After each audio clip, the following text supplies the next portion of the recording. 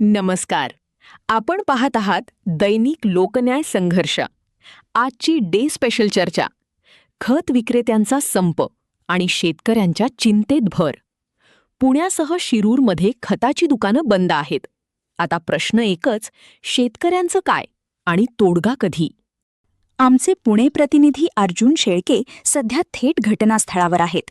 चला पाहूया प्रत्यक्ष परिस्थिती काय आहे.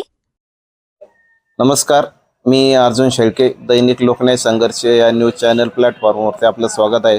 आज तारीख 27 आजपासून या ठिकाणी खताची व बी बियाण्याची दुकाने बेमुदत संपावरती गेलेली असून ही दुकाने बंद झालेली आहेत. तर आपण या ठिकाणी महागणपती ॲग्रो सर्व्हिसेसचे या ठिकाणी प्रोप्रायटर आहेत प्रवीण खेडकर, आपण त्यांना विचारणार आहोत की आपण या ठिकाणी दुकान आज बंद ठेवण्याचं मुख्य कारण काय आहे. दुकान बंद ठेवायचं मुख्य कारण म्हणजे गोडाऊन पर्यंत किंवा दुकानापर्यंत युरिया विदाऊट भाड्याने आला पाहिजे.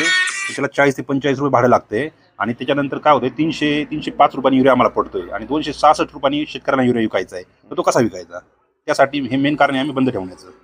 परंतु या आता संपाचा शेतकऱ्यांवरती थेट परिणाम होतोय. हा शेतकऱ्यांवरती थेट परिणाम होतोय, तरी पण आम्ही शेतकऱ्यांची बऱ्यापैकी काळजी घेतलेली आहे. आम्ही शेतकऱ्यांना 3 ते 4-5 दिवसापासून सांगितलेलं आहे की तुम्हाला काही जे मटेरियल लागेल ते आधीच घेऊन ठेवा.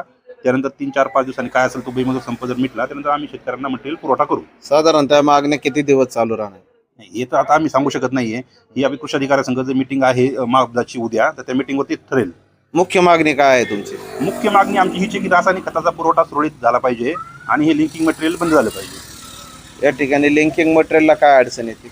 लिंकिंग मटेरियल अडचण म्हणजे शेतकरी ते मटेरियल नेत नाहीये किंवा शेतकरी नेत नाहीपेक्षा शेतकऱ्याला परवडत नाही ते न्यायला. हा पण प्रॉब्लेम. शेतकऱ्याला गरज नसताना शेतकरी ते लिंकिंग मटेरियल कशाला नेईल? ते दुकानदाराला घ्यायला लागते. दुकानदारावरती 2 लाखाचं 3 लाखाचं बोजा